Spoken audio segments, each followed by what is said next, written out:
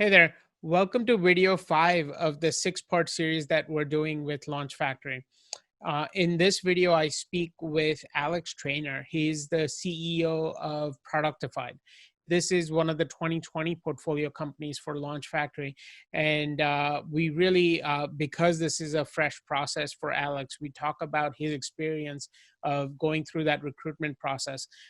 And we learn a lot about how his experience was and how he's sort of finding the Launch Factory environment. So definitely worth a listen, and I invite you to ask any questions that you might have throughout the process. My email address is on screen now, and it'll be on screen at the end of the video as well. So please feel free to reach out to me. Again, all of the contact information for Launch Factory is on the page, so you can reach out to them directly as well. I want to thank you again, and let's get into the interview.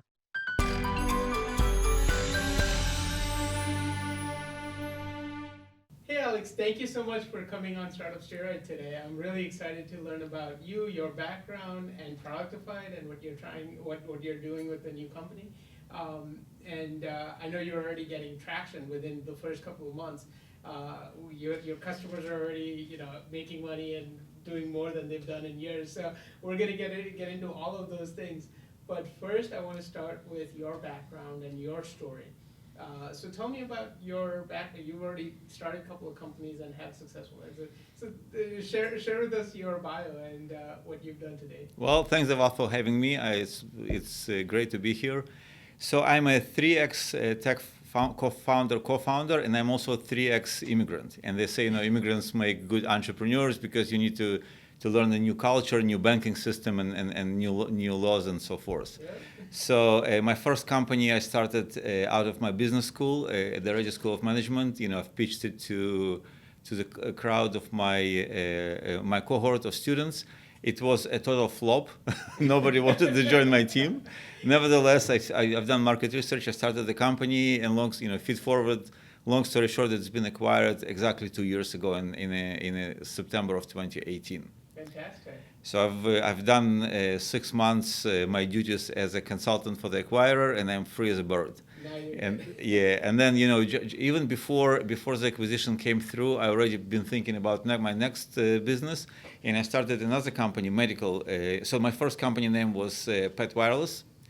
And so it was actually a pet technology product for cats, health monitoring for cats. And so then I've basically graduated from cats, I've moved to humans, and we did a company called Brainstorm Medical. It's an AI for diagnostic cardiovascular patients in emergency rooms.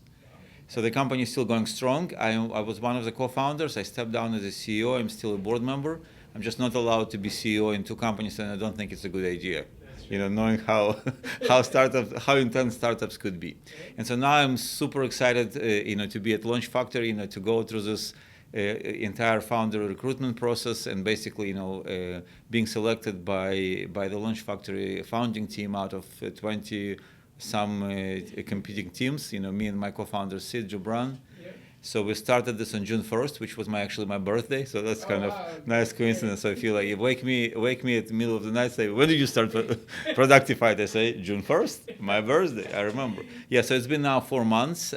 So we already have an alpha version of the product up and running. And we're also providing a white glove concierge service to selected customers, which is not part of the business model, but we just want to learn, through their emotional ups and downs and hurdles and so forth, and basically improve our product even more. That's fantastic. So let's back up a little bit. I want to sort of explore your story. You immigrated from Israel, right? I was born in the Soviet Union, Ukraine, okay. Went from there to Israel, and then from Israel to here. That's 3 times. Okay, yeah. Got it. So talk to us about sort of coming to Launch Factory. I know the exits, there are some things we can talk about, some things we can't talk about, so we'll leave that on the side for now. But I want to talk about how you sort of discovered Launch Factory and what that recruitment process was like. So how did you hear about Launch Factory? Did you know them before you started? No, I actually, to my embarrassment, not only I've never heard of Launch Factory, I actually wasn't familiar with this startup studio model at all. Got it. I thought it's very unique, it's just only one-off. So I'm really well plugged into this local entrepreneurial community. I volunteer as a student mentor in two places, at the Radio School of Management, my alma mater, and Miramar College Region Entrepreneurship Center. So one of my teachers at the MBA, Kim Davis King, who is a former VC, and actually Brad just announced that she joined Launch Factory as a strategic partner. So she is incredible. She used to be a VC for over 10 years in a pretty large $100 million plus fund. So she was one of my teachers, and I also did an accelerator called Starter. So I was on her email distribution list. I got an email from her. I decided, I'm going to look it up. So when I looked up a Launch Factory, I was so impressed. There's an expression about a club.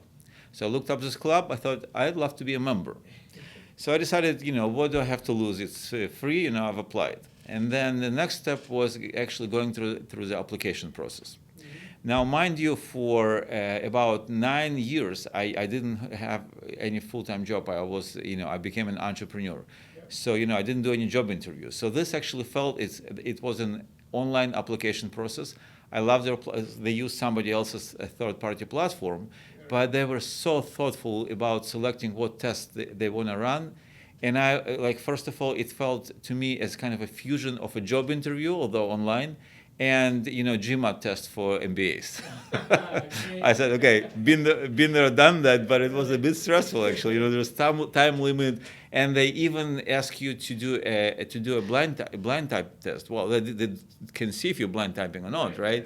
But basically, they want to see that in the world of today, if you don't know how to type fast, right? The only thing you can speak now, but still. So I was really impressed how thoughtful that was. Okay. And so and it turns out, I think that they only let top third of the applicants through, right? So it's selective. I thought maybe they're just making themselves, look like more selective, like kind of preying on your FOMO, fear of missing out, right? But it turns out, later on now, when we from talking to James and Brad, we know all the ins, right? So they actually do use it as a selection, as a first barrier. So after I've done that, they let me know that I'm in.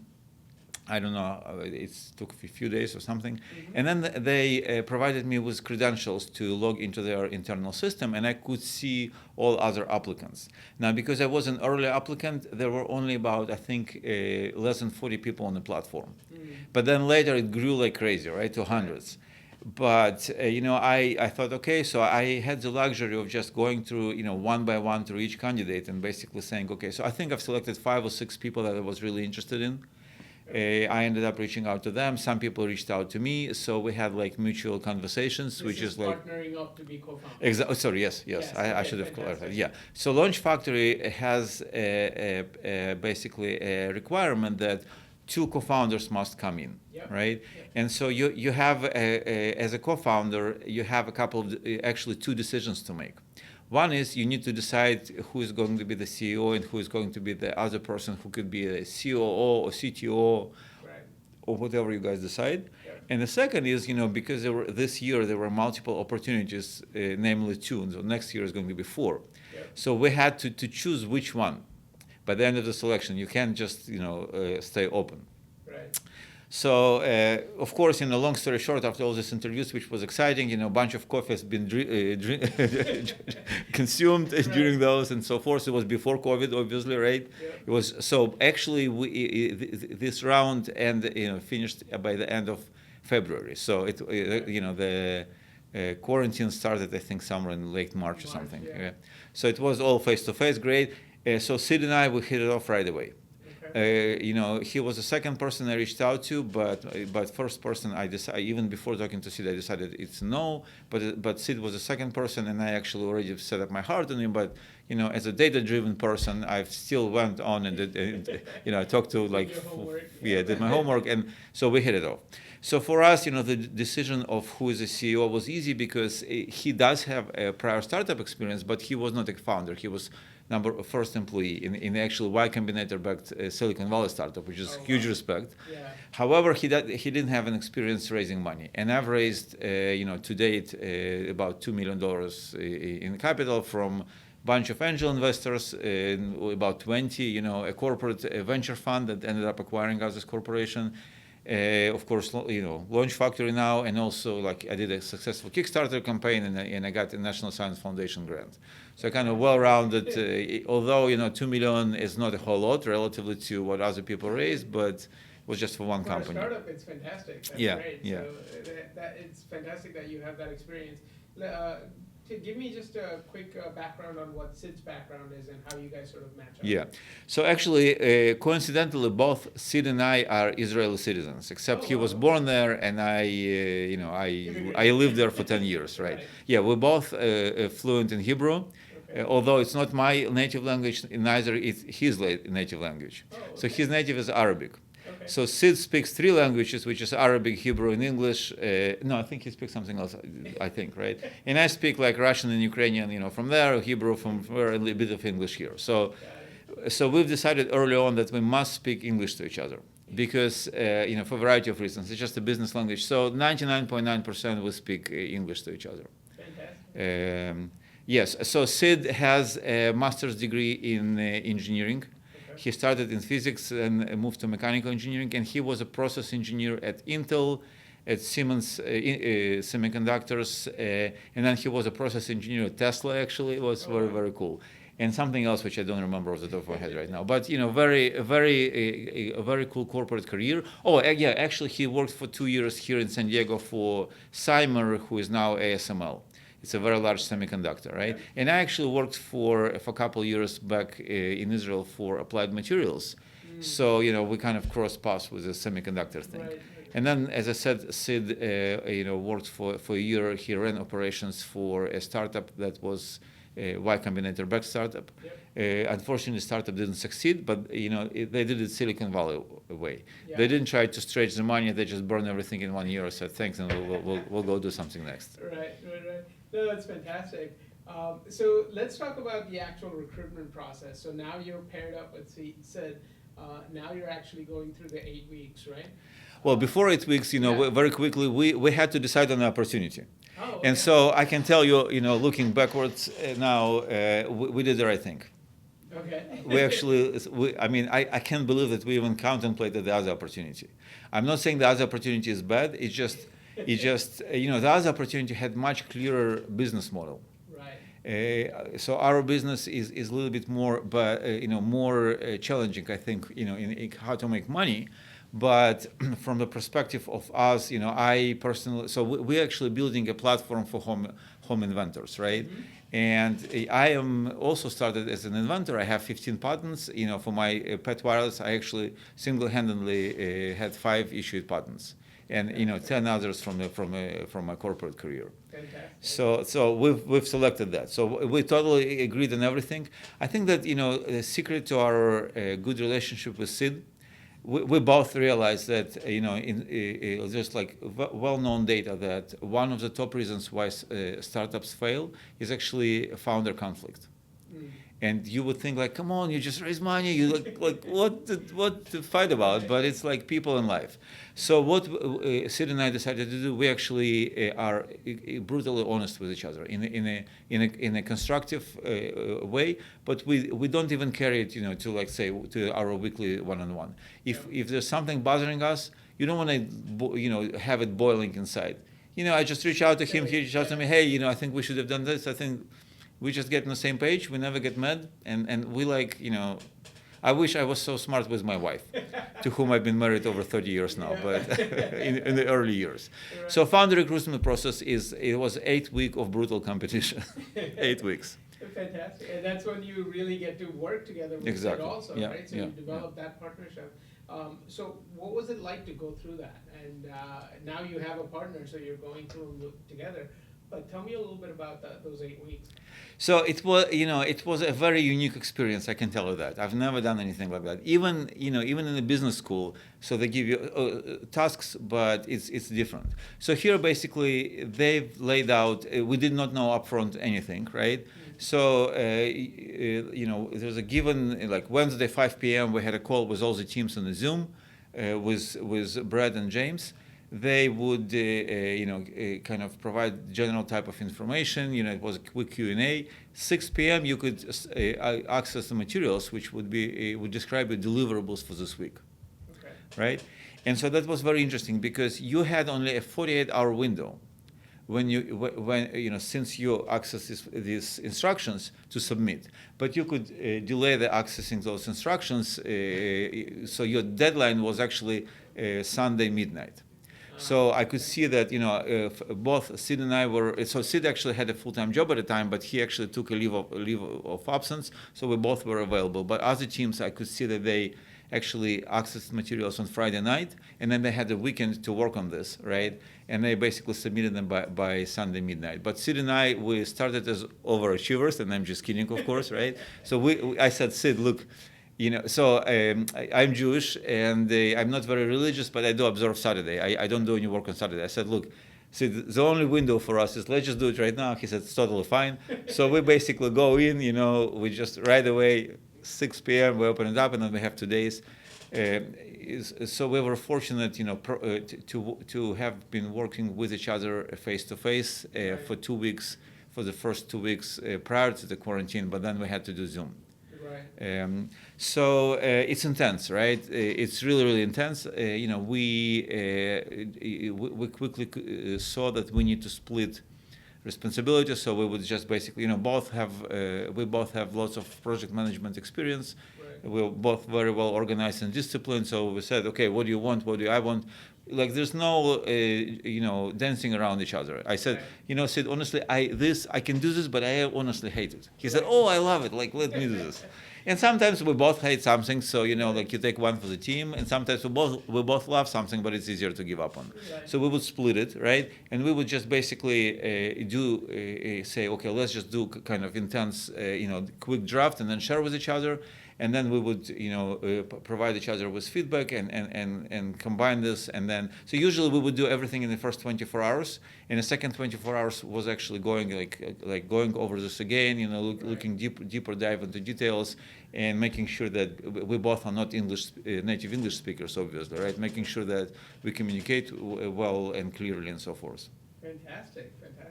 So after the 8 weeks, what was it like to, and from what I understand, it's basically the teams are getting narrowed down, right? There are some teams that are getting kicked out, some teams that are staying on. What was that experience like, just mentally, just knowing that you might get eliminated any minute now? So that's actually very interesting. Sid was gung-ho up front. Yeah. What I forgot to say, what's unique about Sid is that he is a one-time finalist. So Launch Factory, as you know, started in 2019. Mm-hmm. They had only one opportunity then. Yep. And Sid actually applied, and he got all the way to the final. He was one of four finalists. Okay. And he was really, really disappointed that he didn't get in. So he came in with this gung-ho attitude, I'm going to make it. I said, Sid, look, I know that you're a strong guy and everything, and I also have some experience, and I think we kind of make a good team. Right. But just statistically looking at this, right? I mean, let's do our best, right? He said, no, I just want to win. So okay, so for the first 2 or 3 weeks, I was in this attitude, I'm doing my best, I'm a pro, right? But I didn't want to deceive myself that. Right. And then I realized, oh my God, we're working so hard. I want to win. I don't want to throw this away, right? So I said, Sid, okay, I'm in. He said, I thought you were already in. I said, no, now I'm really in. Fantastic. And that's that sort of realization that now you're fully committed to this idea. I think that's the key moment, right? Now you're married to it. Now it's not like, oh yeah, let's see what happens. And now you really want to win this competition. What was the mandate, and how did you narrow it down to your product and what you wanted to do with it? If I understand, are you asking about selecting the opportunities up front? Yeah. So what between was the two opportunity, and then Productify, how did that come about? Got it. So as you know, the opportunities are sourced by Launch Factory, right? Yep. They do the entire ideation. So as you know, there are two companies, right? Simply Independent, Yep. which is helping seniors stay longer in their homes, empowering them, and Productified, which is empowering home inventors and entrepreneurs. So we both, when we looked at both opportunities, we said, with seniors, the way Launch Factory communicated to us, with seniors, it seemed to be very straightforward. How do you make money, right? Like, although I can tell you that our what we call sister, Simple Independence is SI. We have like for each portfolio company we have a 2-letter code. LF for Launch Factory, OS for OmniSync, SI for Simple Independent, and PD for us, like police department. So we call, and so there are 2 female founders at Simple Independent. We call them sisters with 2 capital SI, right? And they call us siblings. So our sisters, I must admit, they're so creative. They actually were able to develop it way beyond what we thought we said before. Right. But we said, what, there are going to be more companies that want to take Simple Independent than Productified. So let's just say for now. So we had about a month to decide, right? So we kind of signed up ourselves for Simple Independent. We say, they're going to be, because we've learned actually, I think, by just looking at the companies, by talking to people, maybe even James said, I don't remember, that there's a higher competition over Simple Independent than Productified. Right. So that's why and then over time we realized, for Simple Independent we don't have much passion, right? So I have an elderly my mom and my mother-in-law, but it's just not exactly mine. Right. And then more I've realized, but Productified is like it's in inventors and how to help people build products, and I'm actually really good at it. I've been doing this for 15 years in my corporate career, and now almost 10 years in for startups. So that's what I do, really, right? And Sid is the same thing, right? So we said, we're just going to go for this. The passion is the number one important thing. Yeah. We'll figure out the business model, which we did. Okay, I think. Fantastic. So let's talk about the business model and Productify and what sort of is the goal of that company. Tell me a little bit about that. So I want to start with just sheer market, which you may or may not realize, but the American dream today is not a white picket fence. It's basically making something out of yourself, right? Yes. And some people in their hearts, they really have some ideas and they have this passion of seeing this through and turning their idea into a product that people will use, yep. Right? It gives an immense satisfaction. It's on everybody's bucket list. And then, the way I see it, when you're 100-year-old, right, sitting on your rocking chair, on your porch, right, and you're looking back at your life, you will only regret things that you didn't do. You will never, even if you did something and you failed, at least you tried, right? And so, just a quick personal detail, I ran 1 marathon. It's as much as I lasted, right? And so, I've joined a training group, and they told us, look, they wanted to encourage us. It's really hard to run marathon. I ran a bunch of half marathons. Marathon is 10 times harder, right? So they told us, look, you're going to be a member of this unique club, exclusive club. There are like 1 of a million only marathon runners or something like that. So the same thing to me goes for people who actually turn their ideas truly, who has what it takes to see this through and to develop it into a product and start selling it, right? Okay. It's a very exclusive club. It's a very small club of entrepreneurs, right? Yeah. Which is now more and more in the entire American culture. But everybody's talking about entrepreneurship, but very few actually doing this. Right. And it's especially hard, if you are like going to Silicon Valley and if you say, what, I'm going to leave my day job and I'll just do a startup, that's something else. We're not supporting startups. We're focusing on home inventors. And home inventor to us is an average American, somebody who has a full-time job, who actually may or may not never start a company. Right. All they want to do is they want to develop their product, start selling it online, continue with their day job, right, and basically just have the bragging rights and tell their friends. They may or may not become a millionaire, who knows, right? But if they do okay on their first product, and if they learn, they will come back and they will do second and third, and every time they learn and they become better, and who knows, they may become a millionaire. Right. So that's our passion, and that's our mission, to support these people, to create an online platform where people will find, solutions to all their problems. And they don't have many problems. Problem number one is they don't know even how to approach this, where to start. So we're building a very interactive guide. We call it the most to the point inventor guide in the universe. Because when you go on the web, it's TMI. The second thing is we also guide them on how to raise capital. And if you know investment community, and if you do, majority of these people are just simply not investable. Yeah. We don't even want to encourage them to set up legal entities. It's a waste of money. We want to show them there are alternative ways to actually raise capital. One of them, for instance, is to launch a GoFundMe donation-based campaign. And so I'm very proud to share with you that a co-founder of GoFundMe. So GoFundMe, as you know, is the number one world crowdfunding platform, larger than Kickstarter and Indiegogo combined. Right. And it's been co-founded by two guys in San Diego, and one of them, his name is Andy Ballister. He was a CTO, now he's just a board member there. Yeah. He's our advisor. Fantastic. So he's teaching us things about GoFundMe, right?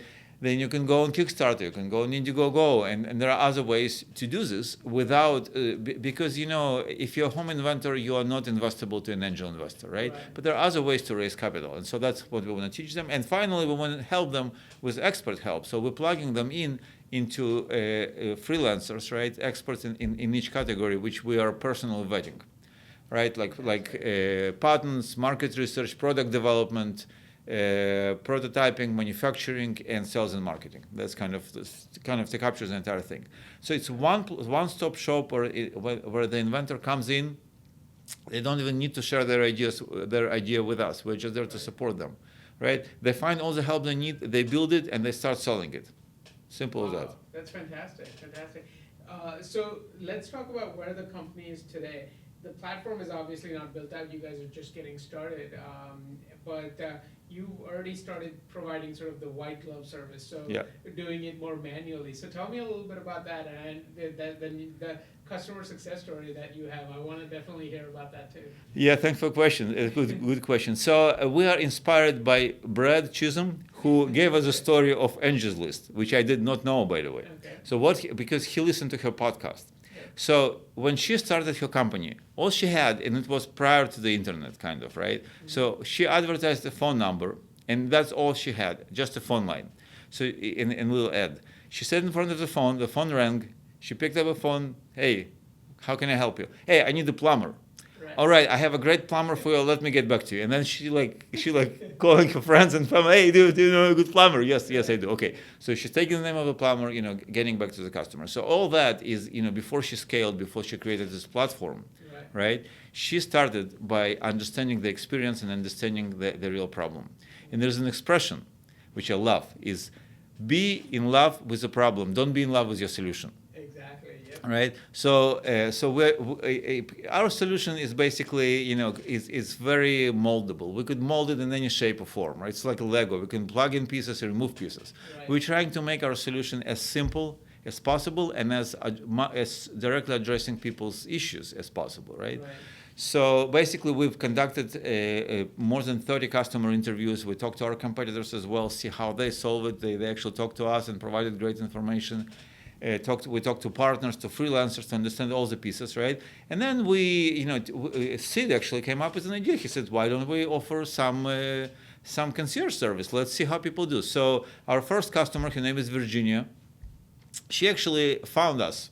She found Launch Factory through a publication in San Diego Union Tribune. So here's people still do read newspaper, right? And she reached out to Launch Factory. They passed her email on to us.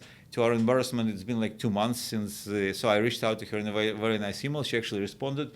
We got on a call, and she had this great idea, to solve a real problem. She is, besides other things, she has more master's degrees than Sid and I combined. Seriously. Okay. She actually, one of the things she does on the site, she's a English to Spanish, Spanish to English translator. And so I'm not a Spanish speaker. And it turns out that Spanish actually has special characters that are not in English, right? And so her solution, like, of course, if you're just talking to somebody or writing to somebody on the phone, you have an on-screen keyboard, and it's easy, right? Or you can just talk into the phone. But when you're a professional translator and you're typing, you gotta have a solution. And she said that online keyboard is painful because you have to call it every time as a go with a mouse. And she also said that you can do like type in ASCII codes, but you never remember them, and it slows you down. So she came up with this idea: what if I will do a little keypad, which looks like an account, all the accountants' keypads, right? Right, like the numbers keypad. Exactly. Yeah. So it has 14 buttons. Okay. It plugs into USB, and it works seamlessly. You don't need a driver or anything like that. Wow. Okay. So that was her vision, right? And she never did much about it, unfortunately. She went to different things. She tried to learn, but life took over. I'm not saying that she's been working for 6 years on it, right? It was on and off. Right. And so we first of all, we've encouraged her. We said, look, we can help you. Absolutely no cost, right? I mean, it's not a sales pitch. There's no hidden fees, nothing like that. All we want from you is be honest with us. Put your hard work in. We're not going to work for you, right? We're going to give you advice. You can take it or not, but the important part is do something, right? And we set up a weekly meeting. That's the first time, of course, we had to kind of get this momentum going. So I think we had like 2 or 3 hour long meetings, and then we started on Friday afternoon, 30-minute call. And it's been going great. So we've created a GoFundMe playbook.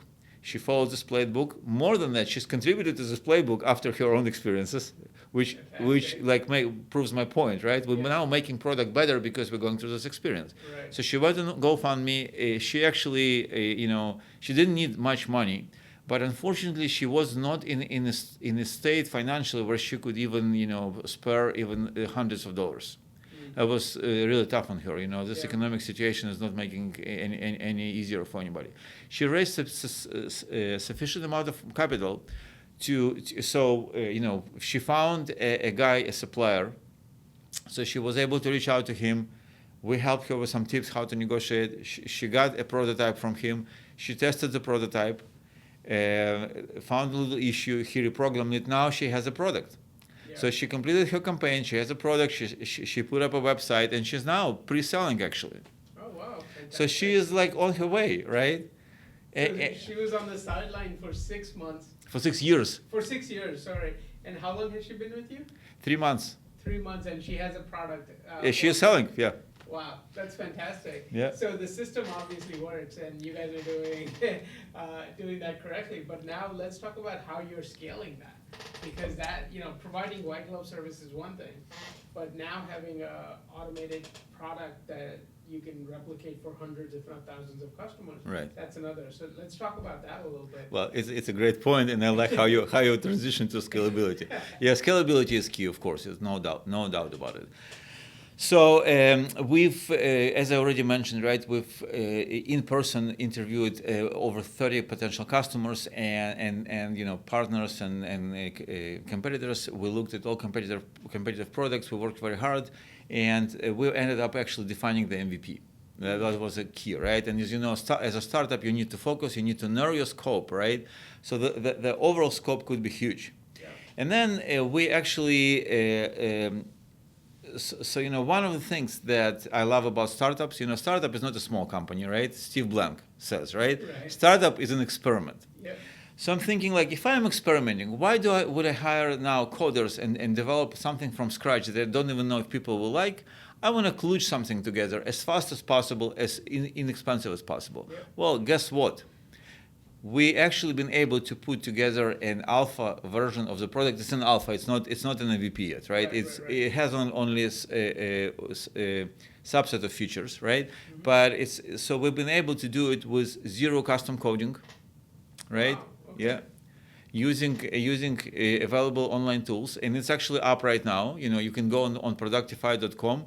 We are right now working on the design, of course, right? So it doesn't look pleasant, but I hope by the time you air this interview, we already, and we staffed our entire team. We have now 6, besides Sid and me, we have 6 interns on the team. Fantastic. All of them are unpaid interns. All of them are fantastic.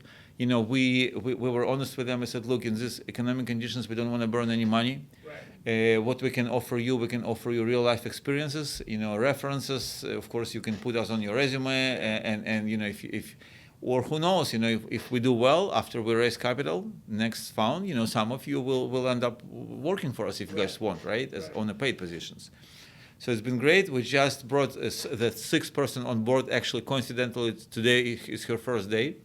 We have, you know, our interns are spread LA, Chicago, New York, Israel, Indonesia.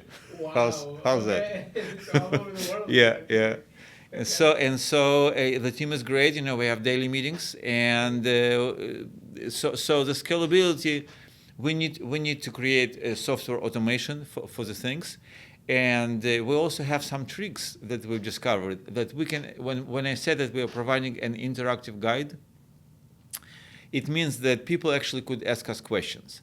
But in order to make this really scalable, right, we had to think about how do we make sure that people do ask us questions, but it doesn't go into hours and hours and hours of burn time. Right. And we've realized that if you do it in an interactive conversation, it can go on forever. And if you interrupt it, people will feel that you're rude. So we're doing this through a video platform that we've found, plugged in already into our website. It's already working. That, you know, you can record up to 2-minute long video, or audio, or you can type it, right? But so people will submit questions to us. For now, you know, for the foreseeable future, it's going to be a free feature. So it's a win-win, right? When people are asking us questions, it means that they don't understand something, and we're going to learn about their problems even more. Right. And then you know, we will address them by improving our content, maybe by improving our features, right? And then maybe going forward in the future, maybe there's a place there to create a truly paid concierge service, right? But not now, of course. Right. So that could be a possibility. Right. Fantastic. So I love the idea of having a video module on your website where you're getting customer feedback directly. Now you can look at the questions they have and reply back with the answers. So when do you expect sort of the MVP? Now you have an alpha. When do you expect the beta and the MVP to go out? Yeah. So we're working on the beta as we speak. Okay. And so beta will need to be tested, but beta will have MVP features, right? The only difference between beta and MVP will be a customer tested beta, right? Yeah. So we were originally, you know, shooting for a launch this year. It was critical for us. It was pre-COVID, right? We thought about this because we thought that people are going to stay at home for the holidays, and we wanted to catch a lot of customers, you know, starting projects. Right. Now it's no longer that critical. We're still shooting for December. You know, we may slip, as you know, a startup is hard to predict. Also depends on the user test, right? What kind of feedback we will receive. If there will be lots of things to do, we must slip off the schedule. But right now, we still believe we can launch in December. So then. So you're shooting for end of the year, if not early 2021, to get the MVP out there. What does the next phase look like? How are you planning on scaling, or is that too far yet? No, it's not too far. So we understand that as a consumer platform, startup marketing is incredibly important to us. I go back and I emphasize startup marketing, not digital marketing, not marketing, startup marketing. Right. Startup marketing means you do hacks. You don't pay for marketing at all, right? Mm-hmm. You only pay maybe for platforms and tools, but you don't pay for advertising. You acquire customers in very creative ways. Yep. So we've been fortunate. Like I can't use a name yet because we haven't agreed yet. Right. But you know, there's going to be our third advisor. I already mentioned Andy. We already have. We also have Adrian Pelkus, who is himself is a serial inventor, and he has a company who helps inventors to build their products. Oh, wow. So he's the most experienced guy out there. Right. He's been in this for 35 years. He developed more than 300 products. Wow. So he's our second advisor. And our third advisor going to be a very well-known marketer in San Diego, expert in consumer marketing. I've known him for about 10 years now. He actually did some work for me at Pet Wireless. I was super impressed. He's the best marketer I know. And I was like holding my breath. I reached out to him and said, "Hey, can we chat?" So we went on Zoom. Actually, like it was 2 days ago, this week, believe it or not. And we started chatting, right? And then he said, "Okay, can I share my screen?" So it turns out while we were like chatting and talking, he so hands-on. He went on. He showed us different platforms. You can do this. You can do this. You can find customers. So basically, I think he already agreed to be to become our advisor. We don't want to pay anybody now for as a marketing consultant, but as an advisor, all we need from him is to show us these tools, quickly how to use it. In 1 hour a weekly call would be enough, and then we're going to recruit more interns, and we're going to do work ourselves and basically do outreach and content marketing and all other things that are free. So our goal for the next year is basically hit product market fit, right? Yep. And to do that, we need to learn as much as we can on the MVP, iterate as needed, right? Yep. Not to focus on features, but to focus on value, of course, and focus on solving the problem, right. And of course acquiring customers, because we have we only make money when people start projects. Right. So if you think about our conversion and funnel, right? When we convert people to signed users, that's not enough for us. We need to convert signed users to active projects. So they need only when and you asked me about their business model, only when they start raising capital, start recruiting freelancers and working and making payments, only then we get commissions and we get revenue from also rev share from our partners. Fantastic. Right? So only when they work, when things are going on the pro group. Right. So you don't want people just to sign up and do nothing. Exactly. You actually want them to invent things and develop products. Yeah. That's fantastic. Yeah. I think you guys have done so much in such a short time. It's just a few months, actually, right? Yeah. And you guys are on track, so I'm super excited. Thank you so much for coming. My pleasure. I'm really excited to learn your story, and I really enjoyed the conversation. Thanks so much, Deval. Thanks for having me. I appreciate it. I enjoyed it too. Thanks. That was great interview with Alex. I want to thank him again for his time. If you have any questions for Alex, my email address is on screen. Feel free to reach out to me directly, or you can reach out to anyone at Launch Factory through the page. All of the contact information is there. Having said all of that, I invite you to listen to the 6th interview in the series.